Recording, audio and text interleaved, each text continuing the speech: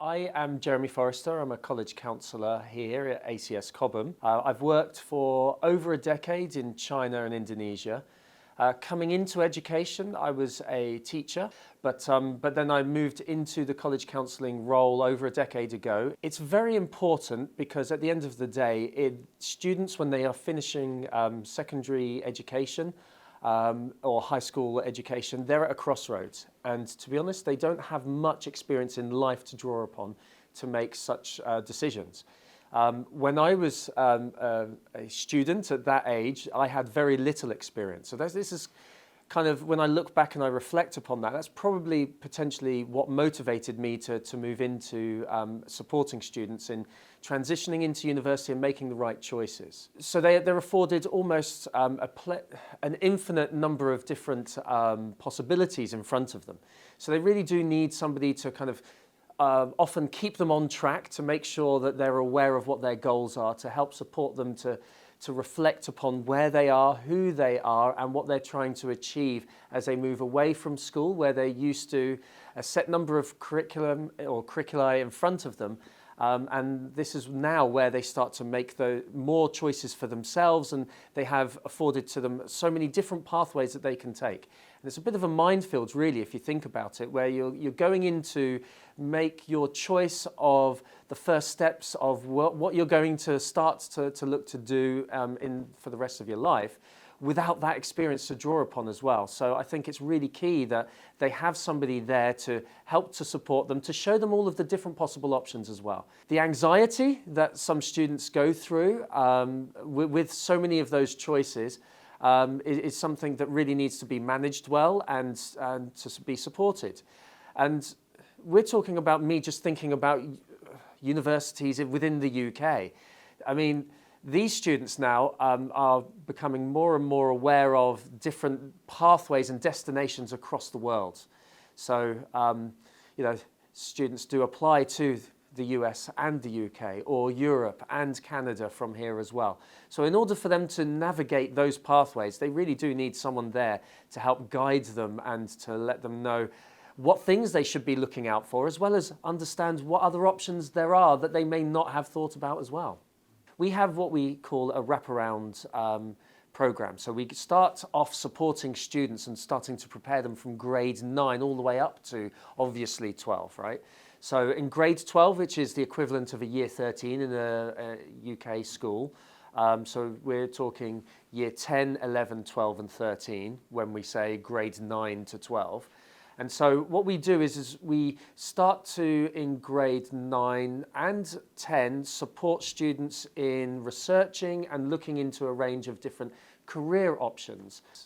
If UK is a destination that they are looking at going to, that they're very aware of kind of that end goal in mind first, those careers that are open to them, and then start making decisions moving backwards to try to afford them to have as many opportunities opened to them as they move through, because a grade 9 or a grade 10 or even a grade 12 may end up changing their opinions on certain courses that they do and changing kind of their likes and so on. So what we do is we help them start that journey, and we help to support them understand what's out there and how to become more and more progressively independent on the research process, seeing what careers are there to them available. So that's what we start doing.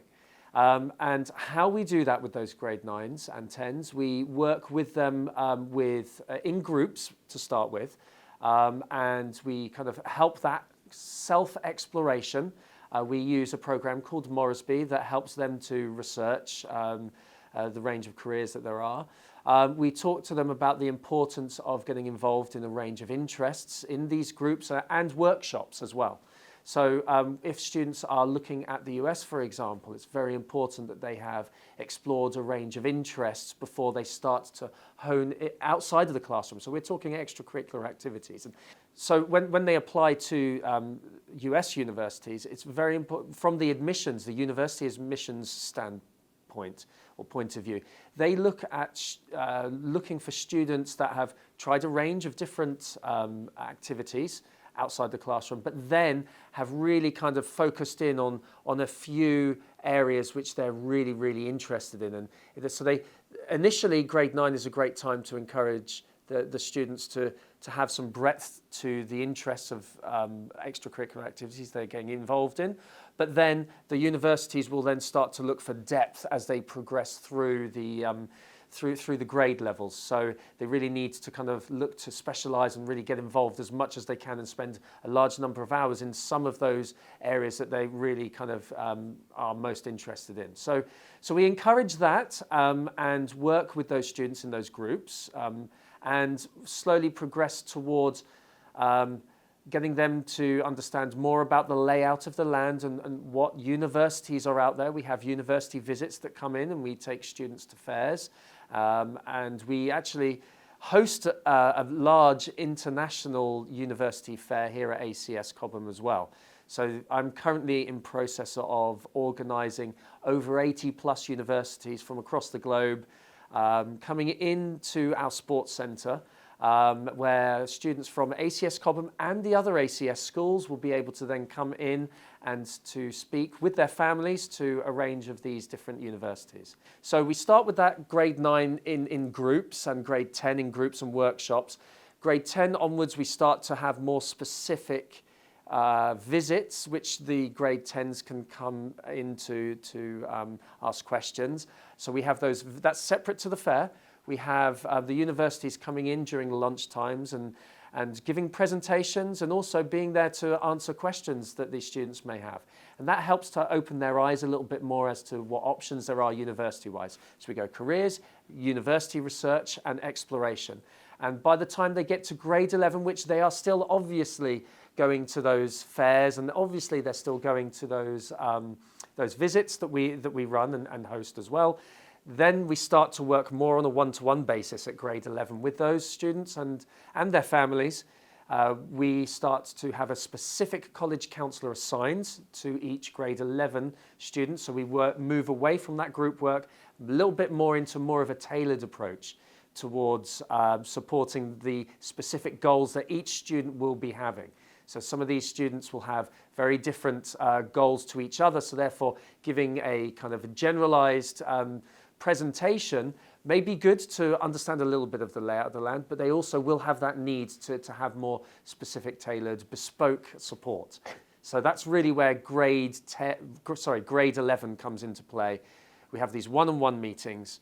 We help to support them start to develop a bit of a portfolio of the activities that they're doing to help kind of let them support them in writing a bit more of a reflection upon those, as well as kind of get them to reflect upon their journey up to now. And then that's very useful in grade 12 when they start to actually apply, and we continue with those one-to-one sessions with them in grade 12.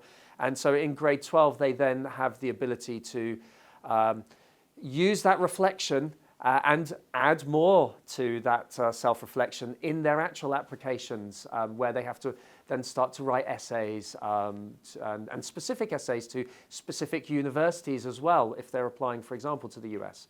So that's another thing that we do with the grade 11s going into 12s and the 12s onwards, is we help to make them understand what's involved in a UK personal statement or a letter of motivation to some European and Canadian institutions, as well as how to write in a very reflective way for the Common App essays or even the Coalition essays, which are US applications, right?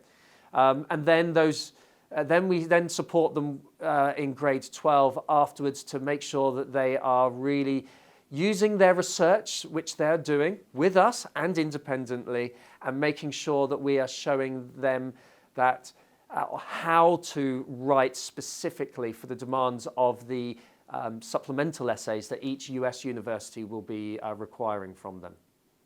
So in support of helping students make sure that they're making the right choices with courses that may be applying to, and at this point I just want to kind of highlight the fact that it depends on which country that the students are applying to. So for example, if they're applying to the US, they can go as undecided and apply as undecided, and then work out sort of the subject areas in which grab their attention and interest the most and where they want to take their career into in the future, right?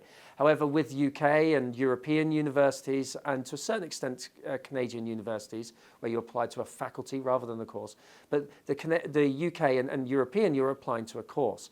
So really for a student or a young person at the age of 17 in grade 12, when they have to make that choice of where and what is the course that I'm going to study to set up my future in, we often encourage those students and give them access to finding the resources to try a range of different taster days at different universities.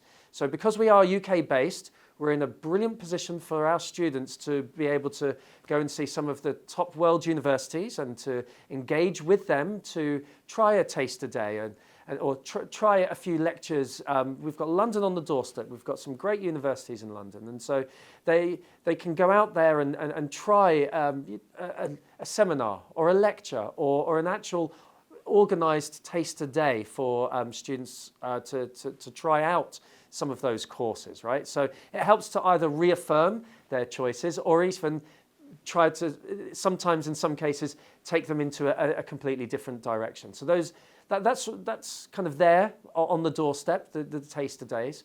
But also I mentioned the fact that we're kind of in a perfect location for them to get access to those universities in the UK. So that affords them to be able to try and see the actual physical universities within the UK on the open days.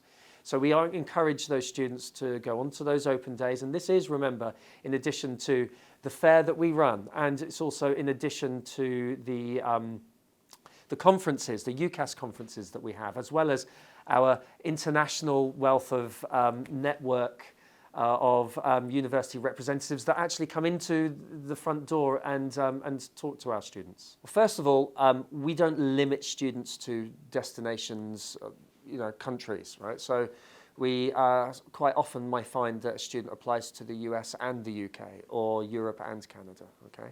So we don't limit them to one kind of country. So that's the first thing. But in terms of looking back at the data for the last 5 years, we have just under 60%, I think it's around about 58% of our students have ended up historically matriculating to universities in the UK. Just under 30% have ended up matriculating to US universities and colleges, about 4% to Canada, and the rest of world, which includes Europe. So there is about 3% in the Netherlands, 3% to Spanish universities. But we're also having an increased level of interest in Australian universities, Germany and Italy as well. As part of those one-on-one sessions that we start in grade 11, straight from the start, we are always reinforcing the idea of best fit. Best fit is key. That's what we're focusing on with our students, because ultimately we want to make sure that students are going to be set up to be successful in their destinations in which they go on to study in. So we're not necessarily always looking to get as many students into the highest ranking universities just in order to sell ourselves and saying this is how many students go to Ivy Leagues, this is how many students go to Oxford, Cambridge and Russell Group universities. If these are universities that fit them best, we fully support them in trying to achieve their goals, and we often have students that matriculate to either a Russell Group university or an Oxbridge destination like Oxford or Cambridge, as well as highly selective universities in the US as well. How do we make sure that that best fit is achieved? Well, research. Research is key. And we are constantly reinforcing that they are fully aware of all of the benefits of one university over another university.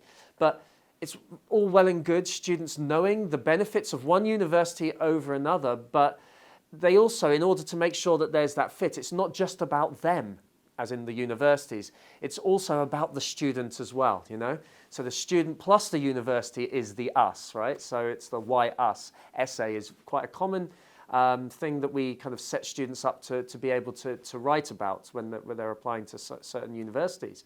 So they need to think about them as well, themselves. So what are their strengths? What are their priorities from their experience at university? What's important to them? And by doing so, we're hopefully making sure that they're finding matches between, what they're finding out there with the universities, but also, what their strengths and areas of interest are as well, and therefore finding that best fit by doing so, right? How do the programs that we have set them up for success relative to some of the other programs that are out there in the UK and beyond, right, such as A-levels? Well, so we don't teach A-levels and we don't teach GCSEs, which is, first of all, a difference that you have here at ACS Cobham relative to a lot of other schools. We have the International Baccalaureate programme, which students can study as a diploma, so as in its whole entirety. So that's the IB diploma, International Baccalaureate. That's one curriculum that they can do. There's also the high school diploma, a US high school diploma, which is what you find would happen in the US as well, right?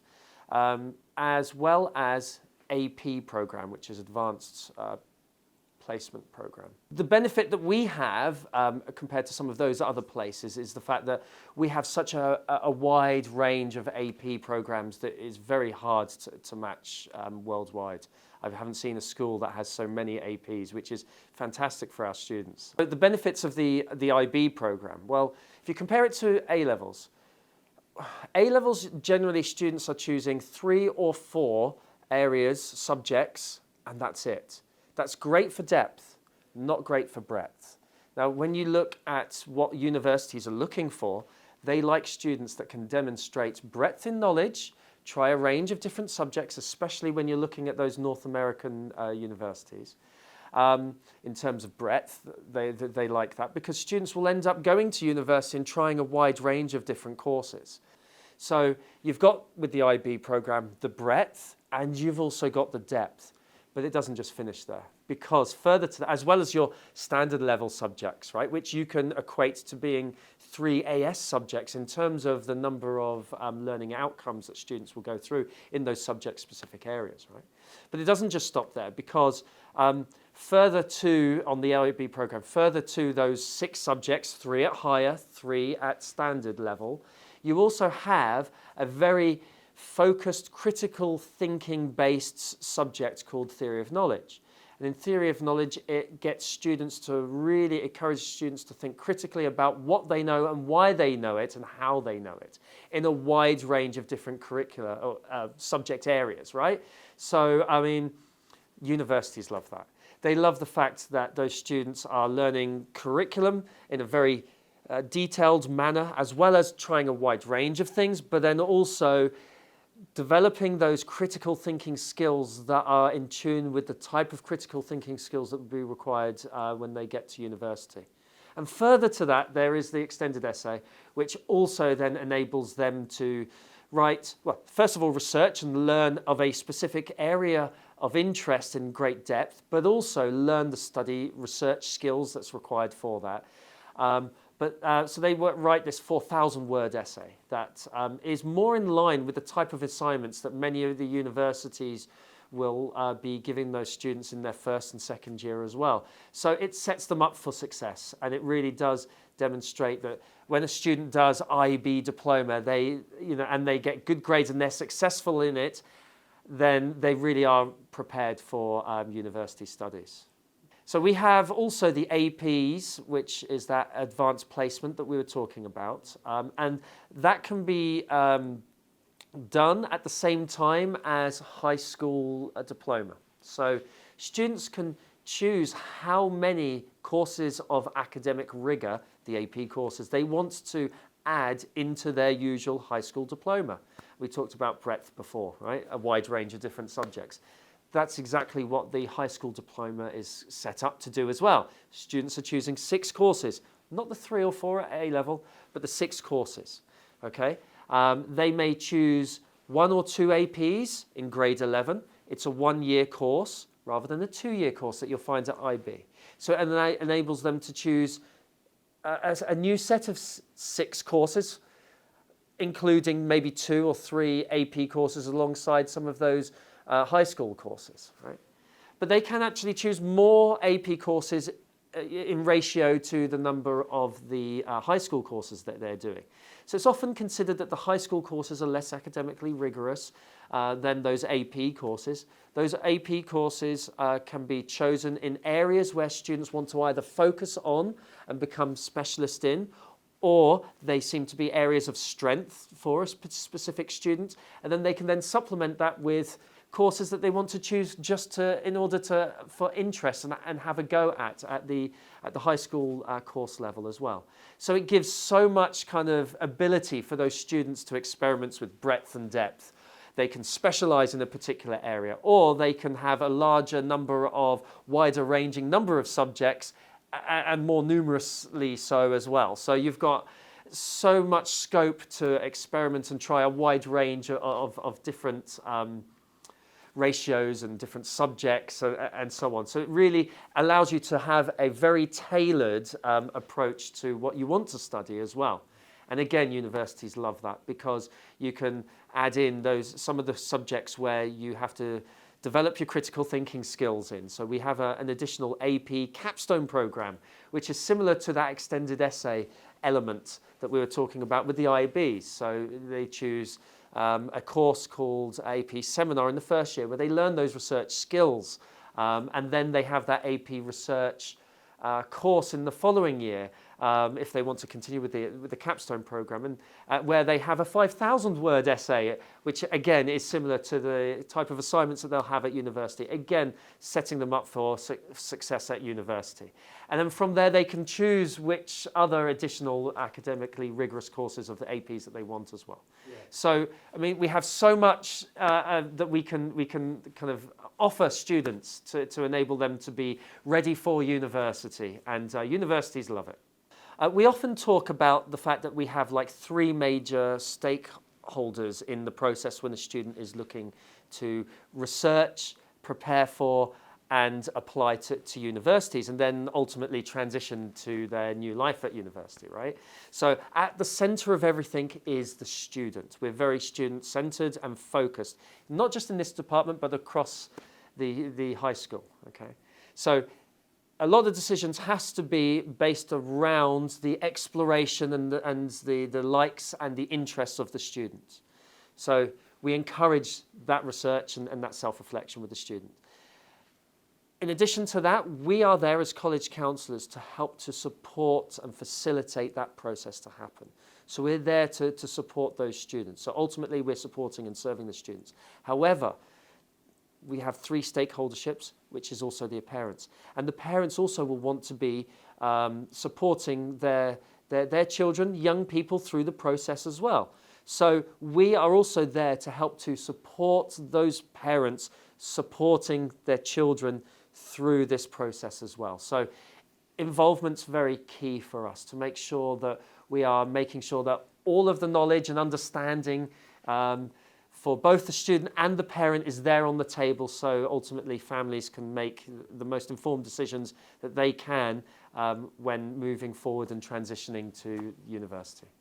So all in all, at ACS Cobham, we have this great department. I mean, when I was younger, I did not have this resource. And so really that's my motivating factor to help support the next generation and the generation after, which I guess I'm on now, that students are ready. They are ready for what lies ahead after the support that they'll have from schools.